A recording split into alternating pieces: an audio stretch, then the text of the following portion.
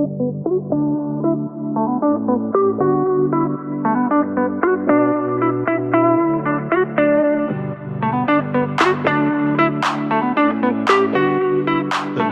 to our change chat today, which is on, as you know, culture change in housing services. So I am, for those that don't know me, I know a few people on the call, but for those that don't know me, I am Fraser Collins. So I look after business development and the partnership side of things here at Trueman Change. Great to have you with us, and a pleasure for me to be hosting today's session. So for those that, I know some of you are familiar with us and what we do, and I've spoken to some of you, but for those who maybe not know us so well, we specialise in, essentially we are a change management consultancy, but we specialise in essentially helping teams feel equipped and supported through periods of change and transformation. And we're a bit different from most consultants in that we focus on the people side of things with a kind of psychology-led approach, which you'll hear more about and understand more about today, I'm sure, from our expert panel. So we have been working closely with housing teams across England, as we do here at Trueman Change, helping them strengthen culture, engagement and resilience, actually, at a time when the pressure across the sector has never been higher, and you guys will know more about that than I will. So one thing we are seeing a lot of just now round and about is that culture is becoming one of the biggest factors influencing performance and what is happening within housing teams. And again, you guys will be aware of that, I'm sure, and not because teams aren't committed necessarily, far from it, but because housing is one of the most challenging and emotionally demanding areas of local government. You know, there's plenty of people will testify to that, and it's within these environments that, you know, we see that healthy intentional culture makes the biggest difference. Whether that's to staff morale, whether that's to service quality, and essentially to, you know, to tenants who we're serving. So what better a subject today than housing? Quick bit of housekeeping, just very quickly. We like the sessions to be really informal and try to make them as interactive as possible. So if you do have any questions, please do feel free to put your hand up or unmute and speak away. Or alternatively, please drop any questions into the chat or any comments, and I will do my best to pick up on those and ask Justin and Lucy questions. Please do that. And then finally, we do record the sessions, as you'll see. So everybody who's booked on will receive a copy of the recording. So if you have to duck out or if you want to share with anybody else, then please feel free to do so. And the recording will be available on our social media channels. So without further ado, we are lucky and delighted to have two very experienced people with us today to share their expertise and insight. We have Lucy Trueman, who is our founder of Trueman Change and Organisational Psychologist, and we have Justin Hunt is our principal housing specialist. I will let Lucy and Justin introduce themselves properly. We'll do a better job of that than I would. So Lucy, maybe you could give us a quick background of yourself, please.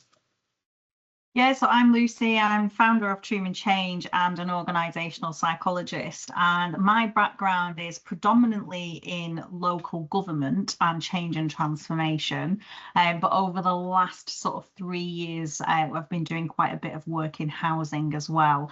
So I specialise in how our minds work at work, what culture is, how you do change and transformation well, and really all things staff, workforce, people focused. Thank you, Lucy. And Justin? Hi, everyone. I'm Justin Hunt. I've been in housing for about 35 years, and I've done most aspects of housing over that time, but predominantly started as a housing officer and worked my way up to being a director of one of the country's largest councils, and started working with Lucy 2 years ago in order to be able to combine the need for workforce-led change with Lucy's view in terms of the organisational psychology, and that partnership has worked really well because for those of you, which will be most of you who are in housing, it has a number of idiosyncrasies, which means that you can't do change without understanding some of the challenges that exist within housing, but equally it's really helpful to have an external perspective around change psychology when dealing with housing people, so that you can have that external challenge and introduce a whole load of sort of subjects and topics which wouldn't normally come from housing specialists. So the combination of those two things has worked really well for a number of clients since I joined Trueman Change. So and we'll expand on that as we go through the next hour. Brilliant. Thank you, Justin. Thank you, Lucy. Right, so let's dive into the deep end to start the conversation and look at current state of play. Maybe a question, Justin, Lucy, for both of you. If you had to describe the culture then just now, the culture in UK housing services right now, how would you describe that? Where is it? Where is it at for you guys from your experience and what you're seeing just now? Yeah, so maybe Justin, if you give a bit of context first, and then I can bring in the psychology stuff. So go on, give us a bit of context of what's going on in housing services. Yeah, and I'd certainly encourage everybody in the call to chip in. But I think what I'm going to be saying is going to be familiar with people. It's a question of whether or not I miss something out and somebody wants to chuck something in there. Depending on people's backgrounds, I guess a lot of people on the call are going to be from landlord services, either within a council or a housing association. But I think I'm going to start off with private sector housing, just because the Renters' Rights Act got royal assent just a couple of weeks ago. And even if you're not in private sector housing, I genuinely think that is going to be filtering through and impacting on social landlords. So happy to have a chat about that, because I do think it's a very significant piece of legislation, even if you've got assured tenancies or secure tenancies. The regulator of social housing, we know, is becoming embedded. I think that people are becoming familiar with the way the judgments are taking place and the way they're interacting with social landlords. And I think my personal view is that they're being very clear, transparent and fair in terms of their judgments. They set out what it is that they expected people to achieve. And on the whole, whether you argue one way or the other, that is predominantly what it is that they're doing. So but the pressure connected to that, it remains significant. And again, Lucy and I will probably expand on that in terms of the very structured way in which regulation expects people to behave, but then the desire of workforces to be able to have a degree of flexibility and innovation and nuances according to local situations. I also think that it's very prevalent to talk about damp and mould. Not just from a social housing perspective, but it was on the news this morning. So the government grants that were issued for the last sort of 15 years are now starting to result in some challenges within the quality of the properties. And that is certainly something I've experienced within social housing as well. And we know that AWAB's law is now something that we've all got to be compliant with, but achieving that in some of the properties, because of the architecture of some of our stock, its age, and the poor experiences that have happened as a result of putting in external wall insulation, as an example, I think it remains a very significant challenge as we speak, but also going forward around improving the assets and being compliant with the emerging decent homes. So there's a taster in terms of what I think we're facing as a sector. Again, if people want to put their hands up and add to that, very welcome to add to that list.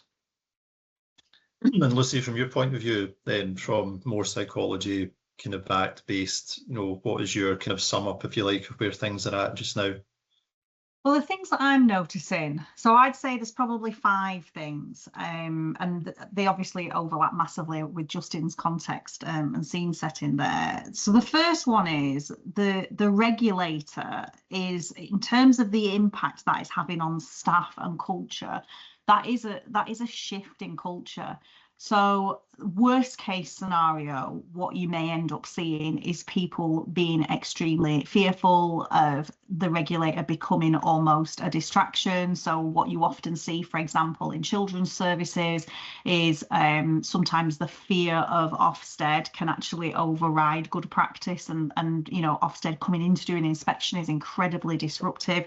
So we're at risk of seeing some of that culture at the bad end of the spectrum. At the good end of the spectrum, what we may see is culture shift from a positive place around standards and around tenant voice, but it's a new thing. I know it's been out a couple of years now, but it's still, in terms of culture change, I'd say that's still very much embedding, and housing associations and local authorities are very much still finding their feet with that.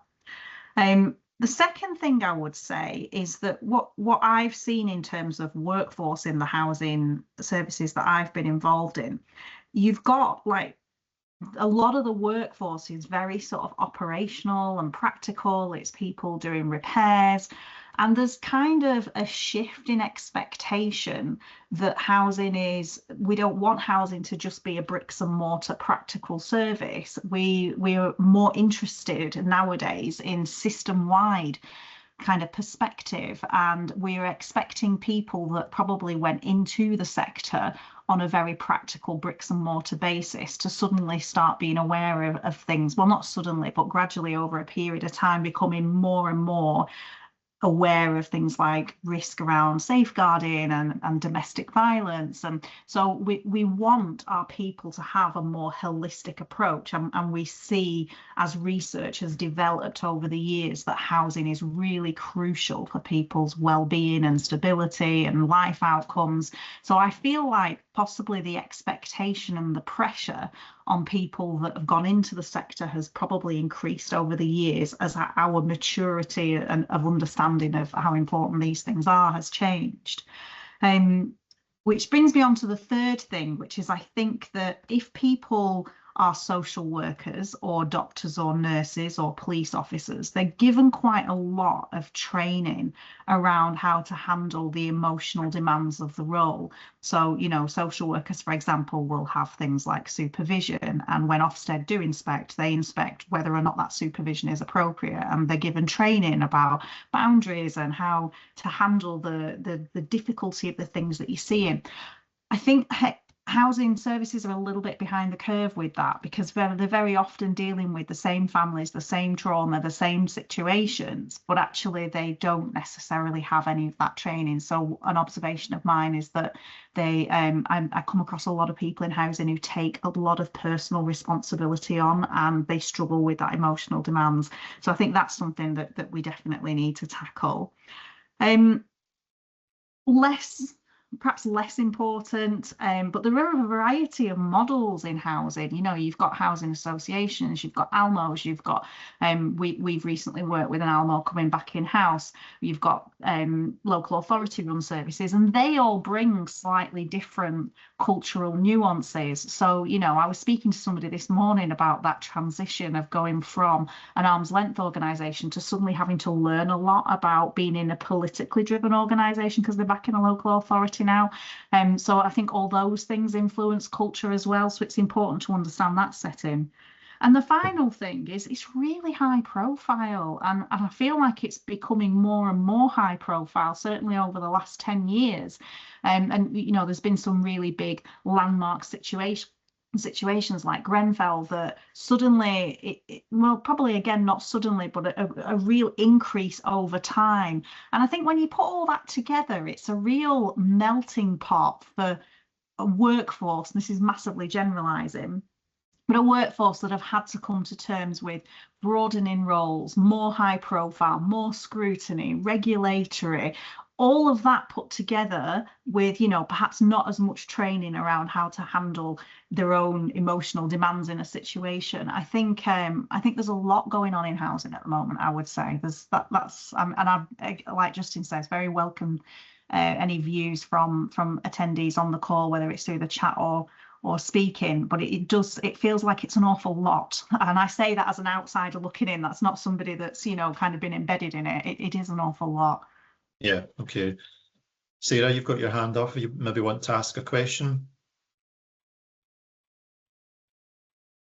Hello, yeah, I just thought Hi. that was, I'm a assistant director for asset management in a local authority, and I just think that we're experiencing a lot of cultural challenges throughout our workforce, and I think, Lucy, your summary of those 5 really resonate with a lot of the challenges that we're trying to overcome. That, as well as the fact that because of that increased scrutiny and high profile and the regulatory demands, means that there's more requirement for these technical specialist people with that customer focused, that the workforce, there isn't the workforce to meet the demand.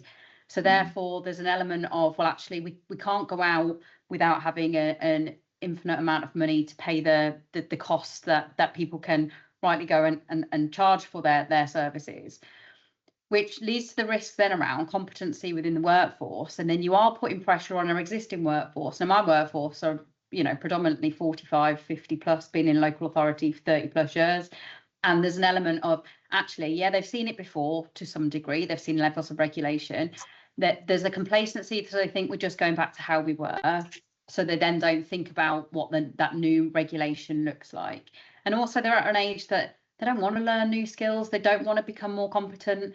They just want to be doing what they've always done without actually stopping to think about, well, actually, if we always do what we've always done, we always get what we've always got, or whatever that phrase is. But I think that is where the industry has a risk then, because unless we can change that whole culture and attract more people into the industry with the right culture and with the enthusiasm and ability and competency, we're at a risk of utilising resources with the poor culture, that key point, Lucy, you made about them being technical, because obviously if I'm asset management, most of my staff need to be technical, but you now need to be aware of damp and mould and the impacts and the vulnerabilities of the household and all of these additional things that I think individually in people's lives they care about and want. But when you add that to the pressure of the job and we're not giving you more resource to be able to do that, it does have that really negative impact, and then morale's quite difficult.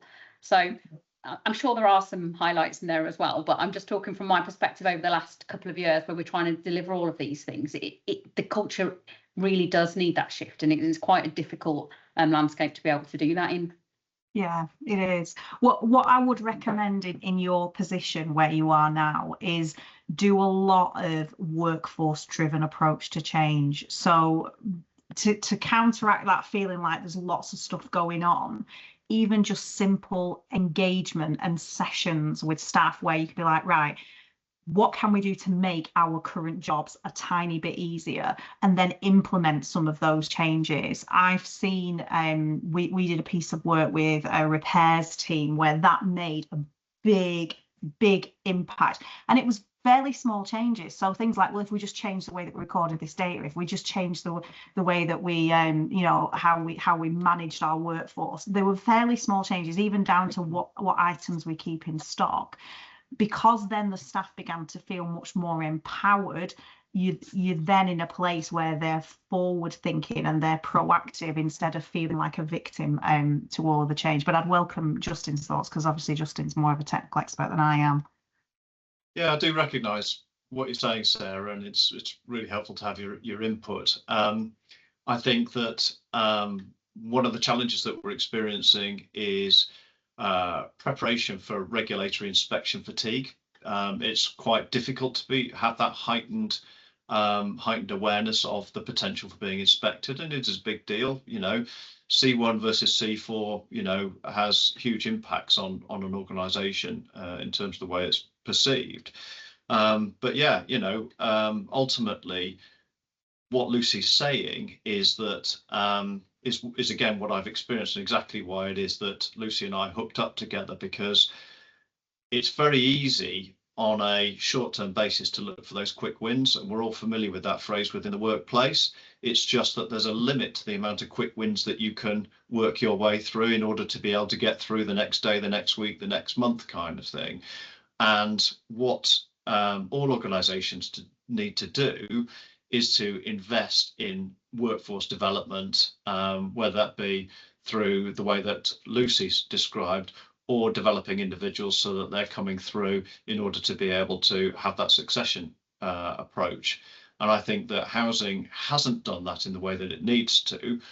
But clearly the intention behind the conduct and competence standard being embedded now over the next 4 years is that that has that effect on housing. Now, each of us on the call are going to have our views as to the extent to which that is going to happen in reality. It could go the other way if you're somebody that wants to view that in a negative way, in terms of actually it's just going to make it harder and we're going to lose people that would otherwise be in the place, or we're not going to attract people that, because of the requirement for a qualification. Equally, the professionalisation could mean that we raise standards, raise awareness, raise understanding, and resolve a lot of the challenges that you're busy working its way through. I think that that is going to emerge as to how we respond as a sector over the course of the next 4 years, and I think that's going to be an interesting factor. Okay. Thank you, Sarah, for asking that, and picking up on maybe a couple of things Sarah had mentioned there. Again, question to you both, and maybe firstly to Justin. How, when you're faced with the resistance of some staff, for example, who, as Sarah maybe mentioned, if people are used to doing what they're doing in certain ways and do what they've always done, it's quite hard to move them from that, especially maybe longer standing staff who resist change and maybe hold an informal type influence, if you like, over the team. How do you, how's best to handle that and maybe those individuals? Justin or Lucy? I feel like it's a bit of a myth that people just resist change for the sake of it. People resist change that is going to make their jobs more difficult. That's what they resist. Now, sometimes they're wrong about that, and sometimes you feel like stuff's going to make your job more difficult, and sometimes it has to temporarily make it harder before it makes it easier. So it's not an objective thing at all by any stretch of the imagination. But I have not really found many people in 20 years of doing change and transformation that I haven't been able to convince that change is a good idea. But that convincing starts with listening to what it is that's making their job difficult. So and you have to meet people where they are in that regard. Most people want to come to work and do a good job. In psychology, we say they have 3 needs. So they have a need for autonomy. People don't want to be micromanaged. They want to be able to make some decisions for themselves about how the day-to-day work is. Change threatens that. If they don't understand what the change is, it threatens it.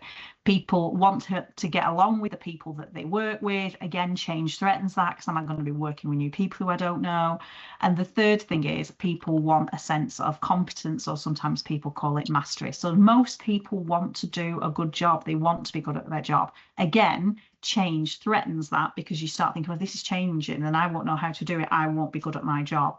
So you can see how change, it's not that resistance is completely inbuilt in us, but change can threaten those core psychological needs that we have in the workplace. So the answer is to make sure that you're meeting people where they are, that you're making change that is for the greater good. Very sadly, in the public sector, the majority of change we do is because we're having to cut costs, which isn't an easy message, because it's not actually for the greater good. And again, because most people come to work wanting to do a good job, if all we're doing is cutting budgets, then that's a challenging message.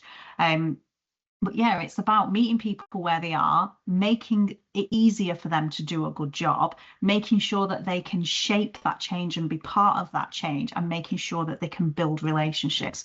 If you can do change in a way that meets those needs, then it will go much further than doing change in a way that is just a sort of project management approach where we just do a load of actions and put them in order.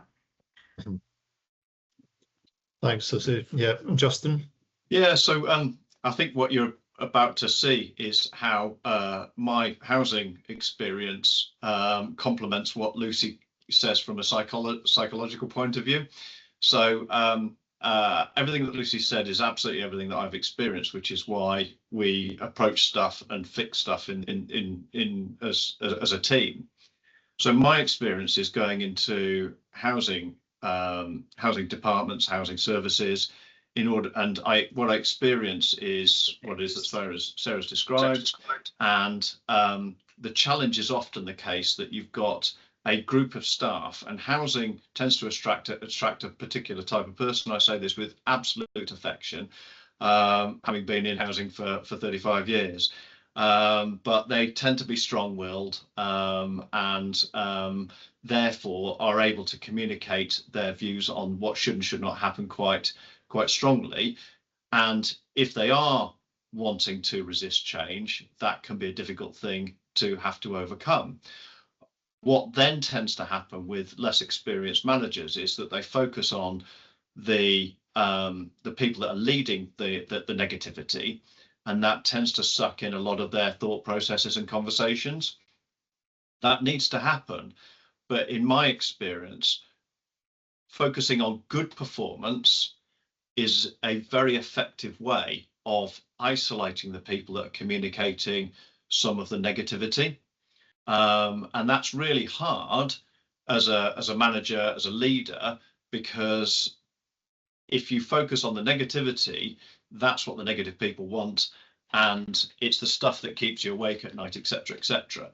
But by focusing on positive performance, the good people then bring up the majority, and the poor people, the negative people, start to become more and more isolated, and they look like they're not progressing in the way that they want to move the service forward and find solutions. Once you start to get that momentum, all of a sudden you've got a very positive culture starting to emerge, and people are talking on a more solutions basis. For me, the key goal in that is when the middle managers start saying we instead of they. If you can achieve that, all of a sudden you know that you've got a housing service that's starting to engage positively across teams, problem solve, etc., etc. And that starts with exactly what Lucy's saying, which is understanding what their needs, where they are, how they can start to solve the problem, supporting them in that, encouraging all of that, the good performers, and then you're in a much stronger position to tackle the negative people. And it can be solved even with tight resources. And Justin, you have worked for many years, obviously, on the front line. What are the actual indicators? You know, what in a behavioural capacity, and Lucy, for you as well to answer maybe after Justin, but what do you see as the early indicators of issues for culture within a team? You know, what are the kind of common behaviours that would maybe present themselves when the culture is maybe struggling? In housing, it starts to happen in multiple different ways, but those things are present even in the best performing housing organisation. There's absolutely no question about it. It's the complaints, it's the volume of calls coming through, it's the councillors' inquiries, it's the ombudsman, it's high turnover of staff. You know, the list goes on. Once you start to get yourself the wrong side of that, all of a sudden you're becoming more and more reactive, and there is only ever one way of solving that, which is to take a step back, understand what the underlying causes are, put in the right structure and framework in order to be able to start to address that, use the workforce to be able to input into that, understand that the workforce is the solution, so that you've got that positivity going on, and you get that momentum coming through, and everything that was previously starting to turn red and go negative starts to move forward. And one of the ways in which one of the first things that Trueman Change does when it is asked to come into to understand more about that is the culture mapping. Lucy's probably the better person to speak about that, if I could hand over to Lucy on culture mapping.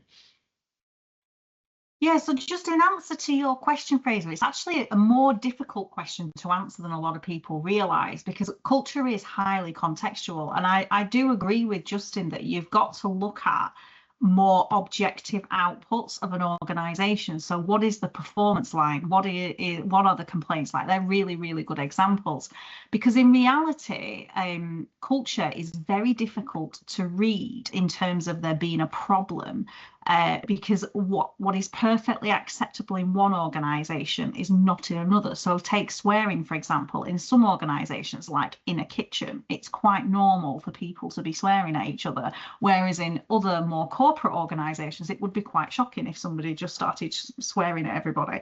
So it's a very subjective thing to read. So I would be looking at your performance. You will know if your culture is bad. You'll know if your staff are unhappy. Again, some places culturally a whinge about, you know, management is kind of normal, but it's not actually that toxic. In other places, it's incredibly toxic.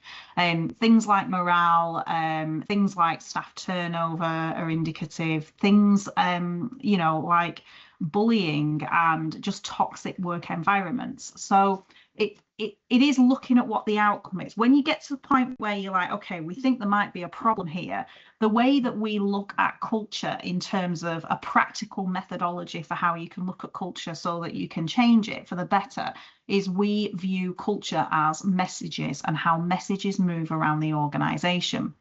So that can be in a number of ways. People immediately go to, when I say messaging, comms, but actually comms is rarely indicative. It's usually much more optimistic than the culture actually is. Messages also move around in how we behave. So the way that we behave as leaders or as staff, as colleagues, sends messages to those around us about what kind of a place it is to work.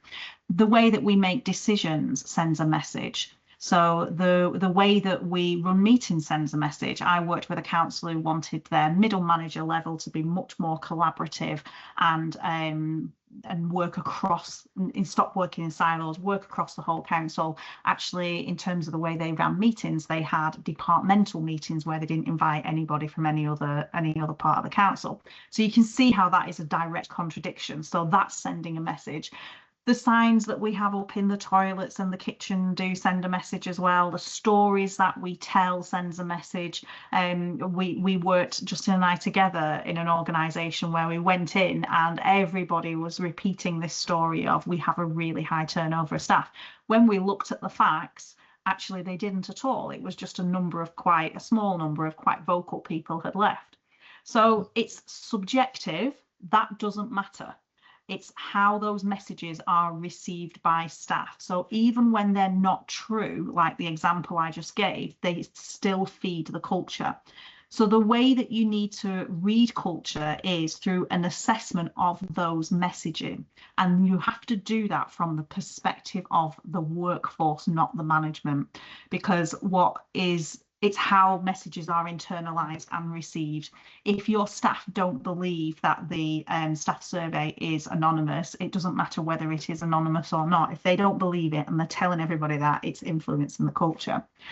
So the positive way about treating culture as messaging is you can learn to read it. It is much easier for people like us as outsiders to read it because we're not embedded in it, so we can look objectively.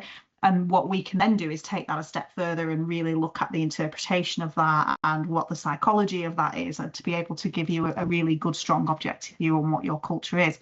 But it also gives you a very clear action list of, okay, if we change this messaging, if we counteract this false narrative, if we change this system or this process, you know, if you're saying to people that we want to be an innovative, fast-paced organisation, but it takes 6 months to get a decision made, and you see again you've got all these contradictions. But looking at it from this view of messaging gives you a clear list of ways to change the culture, and we transition them from a place of people describing culture as a thing that's like an abstract magic fairy dust in the air that nobody can get hold of, and usually about other people's behaviour. That's normally what people are talking about when they talk about culture. It translates it into something that's more practical, more tangible, and you can teach managers and leaders to shape it on purpose. They're already shaping it, but they're probably doing it by accident. So that's very much how we view culture. And can it be, Lucy, a question for you? Can it be in some scenarios where there is a culture issue within a team, can it be sometimes the case where it's simply one or two individuals that may themselves be bringing that toxic energy to the table? Is that something that we see?